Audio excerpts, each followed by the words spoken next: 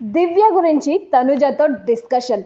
ఈ రోజు ఎపిసోడ్లో ముందుగా తనుజని పక్కకి తీసుకెళ్లి భరణి కాసేపు మాట్లాడాడు.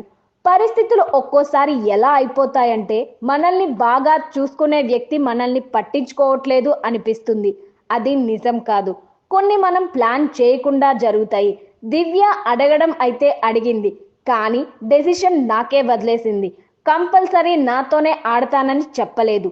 మీరు నేను ఒక టీం అవ్వొచ్చా, మీకు ఓకేనా అని అడిగింది. సరే దివ్య అని చెప్పాను. నేను దివ్యకి ఓకే చెప్పినా సరే నా కాన్సన్ట్రేషన్ నీ మీదే ఉంది. నీకు ఎవరు పెయిర్ అవుతారనే ఆలోచించా. అందుకే కళ్యాణ్ దగ్గరికి వెళ్ళి శ్రీజ తనుజాలలో ఎవరని అడిగా. నేను ఇంకా కాల్ తీసుకోలేదు సార్ అన్నాడు. మీ జర్నీలో 2-3 వారాలుగా చూస్తుంటే నాకు ఏం కనిపించిందంటే కళ్యాణ్ కూడా నీపైన కేరింగ్ చూపిస్తున్నాడు. నాకు ఆ నమ్మకం కలిగింది. ఇప్పుడు నువ్వు ఉన్నావమ్మా.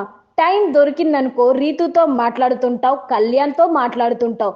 మీ అన్ని విషయాల్లోకి నేను రాలేను.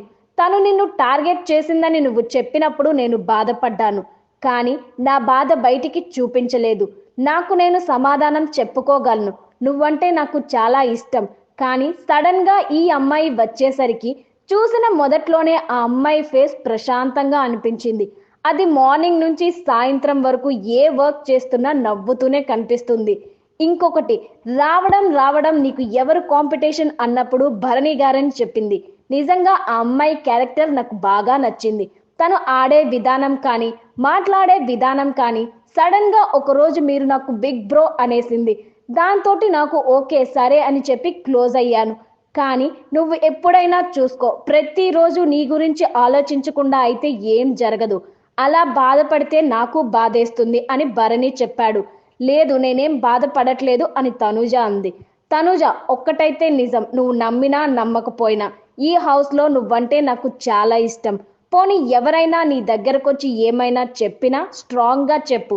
మా నాన్నకి నేనంటే చాలా ఇష్టమని చెప్పు. ఎవరు నీ దగ్గర మాట్లాడినా అదే చెప్పు అని భరణి అన్నాడు. నేను అదే చెప్తున్నాను అని